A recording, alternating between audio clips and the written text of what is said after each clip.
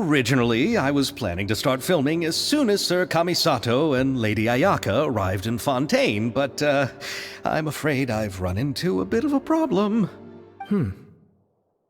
Mr. Xavier, if Ayaka and I were willing to perform for free, would that resolve the problem you are currently facing? Come on now, no need to go that far. I'll also help you out as a brand sponsor. Fine by me. As for our camera operator, I was thinking of letting the Traveler take the role. Then I'll have to ask the Traveler and Paimon to show me the way to Lady Furina's residence. I just hope she'll agree to help. We're here! This is where Furina lives. Okay, I'll go knock on the door.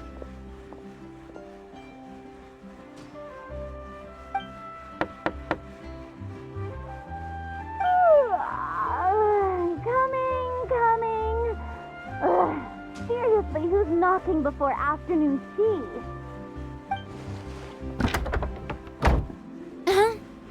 Who are you? Lady Furina, please allow me to introduce myself. I am Xavier, a film director. Hello. Oh, is that the Traveler and Paimon I see behind you? And who's this? I'm Chiori. Ah, the one from Chioria Boutique. Hello. So, what are you all doing here? Do you need something? Did you just get up, Furina? It's already past noon, you know. Huh?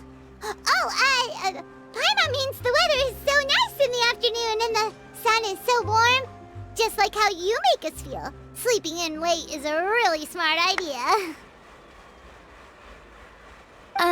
No. I was just up late last night reading some novels. What does sleeping in have to do with the weather? This is a small gift we've prepared for you, Lady Furina.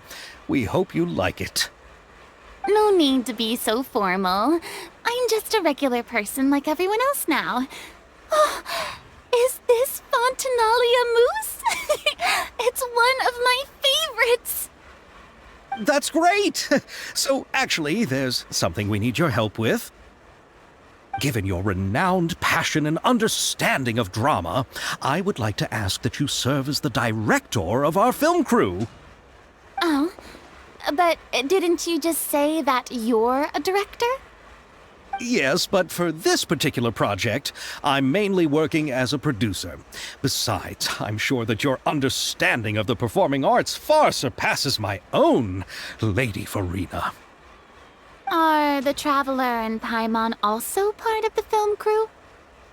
Yep, we sure are. Paimon's the clapper loader and he's the camera operator. Camera operator? That can be a pretty technical job, and it directly affects the final quality of the film. Are you really up to it? No, I'm not questioning your abilities. It's just that I've never really seen you use a camera before. Maybe you can come up with a test for the Traveler and see for yourself. If he can satisfy you with his camera skills, then you'd have nothing to worry about and can join the team. What do you say? You sure are getting better at rolling with the situation, Paimon. Oh, I do wish to see how skilled the Traveler really is with a camera. All right, how about this? We'll work with what we have. I'll give you some scenarios and see if your work is up to my standards. Very good. It's essential for the camera operator to understand the director's vision. I'll make my decision after seeing your work. Are you ready? I have high standards, you know. Okay, grab the camera and I'll give you a scenario.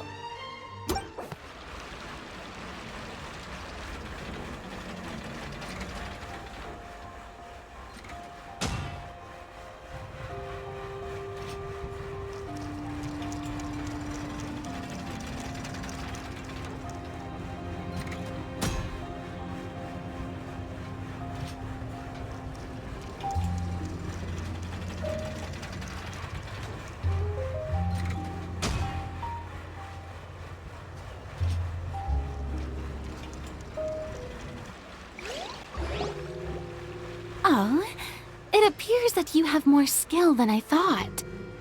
All the shots had a great composition, and I could really feel a connection to the characters and their lines. Yeah! Does that mean you agree to be our director, Furina? Did you think I would agree just like that? After our performance of The Little Oceanid, I've begun to make a name for myself again, you know. In fact, I've already had several troupes approach me for the Fontanalia Film Festival. Unfortunately, the scripts were all pretty boring and didn't pique my interest. If others were to find out I agreed to work with you so easily, then, well... Hey, but didn't we have a deal? What else do we need to do to convince you, Furina? Well, what about the pay? Huh? You know, how much you're willing to pay me to be the director? The pay is also an important factor for me to consider, you know. Well, I can offer you this much? What? That's all? If Nervulet were to hear of this, he could charge you with underpaying your labor. I'm sorry, but our crew is in a tight financial spot at the moment. I see. Well, even though it's highly unlikely now that I'll join your crew, there's still something I'd like to ask. Exactly what film are you planning to make? Oh, our script is an adaptation of The Two Musketeers. Huh? Wait, you mean the suspense thriller novel that was a #1 bestseller? Oh, so Furina's read it too. Of course I read it. I've always had a keen interest in artistic works that strike a chord with the populace. I see. It all makes sense now. You must have used most of the budget to pay for the copyright. Not really. The novel's author transferred the copyright to me practically for free once he heard that I wanted to make a film adaptation of the story. The lack of budget is due to another issue. He probably just wants to get his name out there. So, Mora isn't the most important thing to him right now. It reminds me of a delivery courier who wears one of my designs while traveling all across Teyvat. I didn't charge her much for the outfit either. The exposure she provides for my brand is well worth it. So, are you a big fan of this story, Furina? Well, it's all right. The pacing of the story is good, but the character relationships could use some work. When I was reading it before, I always felt like some things were left on a rather unsatisfactory note. I have high standards, you know. Ahem, Mr. Xavier, if, hypothetically speaking, I agree to be the director, how much freedom would I have in terms of script revisions and creative interpretation? Oh, as much freedom as you would need. I wouldn't dare doubt the tastes of Fontaine's greatest star. Good. Then I'm free to alter the script as I see fit. Absolutely, no problem. All right. It seems that your crew really can't go on without my care and direction. So, you agree? Yes, I agree. Although the pay is well below what someone of my caliber deserves. A great script calls for a great director. I mustn't let a perfectly good story be ruined due to lack of funds. If you have fine cheese and bread, you wouldn't just let it sit on the counter and get moldy just because you lack an oven, right? Oh, Hydro Archon above! I'm not dreaming, am I? Somebody pinch me. There's no more Hydro Archon, you know. And it's still a little early to celebrate. There's a lot that goes into shooting a film. Although the trickiest tasks of finalizing the script and casting the actors have already been taken care of, we'll still need to reserve filming locations. Not to say set up lighting and props. And by the way, since we'll be filming The Two Musketeers, we'll need to find an action choreographer.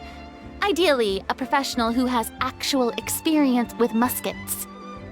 Yes, I've thought about this as well. I was hoping that you might know someone who could handle the job. Me? If this was before, I could have simply asked Glorand. But it's already been some time since I last talked to her. Navia can also use firearms, but unfortunately, her style is quite different from that of the characters in the story. Could we ask the Special Security and Surveillance Patrol? Oh, you mean the Special Patrol's Musketeers? Yes, that's right. They work with muskets every day. I can't think of anyone more qualified than them. They would be under Nervilette's jurisdiction. Unfortunately, I don't have any connection with them at all. So, in the end, we still have to start by talking to Nervilette. No need to go to all that trouble. I know their Captain Chevres. Oh, you do? Wait, Chiori, how do you know the captain of the Special Patrol's Musketeers? No particular reason. Running a business means dealing with some trouble from time to time, and she's helped me out on a few occasions. In return, I've helped her handle a few situations in which the Special Patrol couldn't get involved directly. So, we've gotten to know each other over time. So you're saying there's been times when the Special Patrol needed a fashion designer to handle a situation? Your work is becoming more and more mysterious. It'd be best to keep it that way. Anyway, enough about that. What do you all think about asking the captain to be our musket action choreographer? She sounds professional enough. She is a captain after all. I have no objections. But I imagine the Special Security and Surveillance Patrol must be busy with their duties. Do you think she'd really have time to help with shooting a film? And then there's the issue of pay.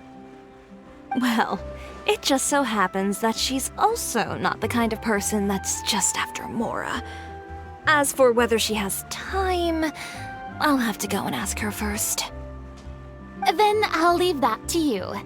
Macaroni's on sale today, so I've got to go. You can just tell me how things went when we discuss tomorrow's plan later. No problem. Having Furina join feels like a big boost to our team! Of course. Just wait until the day of our premiere. You'll witness the true power of my name in these lands. You'll be so glad I agreed to help. I can guarantee that even the standing tickets will be sold out. I'll be sure to ask some people I know to see if they'd be willing to act as extras. Seems like you're finally getting more comfortable with your own reputation now. I didn't ask for the Clapper Loader's commentary, Paimon. Then let's get going. I happen to know where Chevres is today. By the way, I'm curious. If my pay is so low, then what about our two lead actors? Didn't they travel here all the way from Inazuma? Actually, they told us that they see the trip as part of a cultural exchange, so they didn't ask for any pay. What? So is every person in Tevat who doesn't want money gathered here to shoot this film? Don't tell me Chiori isn't being paid either. I already knew Xavier from before, and he's also agreed to give my brand some good exposure. It seems the gods have really smiled upon you, Xavier. And that certainly doesn't include me, mind you.